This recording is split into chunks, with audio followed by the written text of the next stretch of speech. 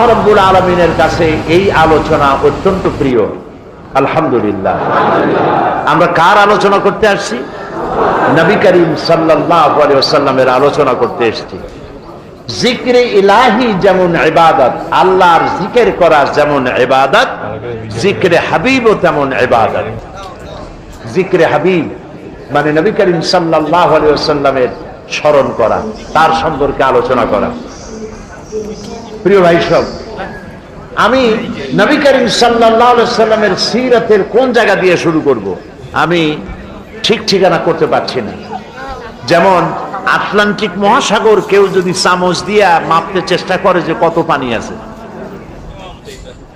চামচ দিয়ে কেউ যদি আটলান্টিক মহাসাগরের পানি কত চামচ পানি আছে এটা মাপতে যাওয়া যেমন আহাম্মকি বেউকুফি, এর যেমন সম্ভব নয়। তারপরেও বলি যে চামচ দিয়ে যদি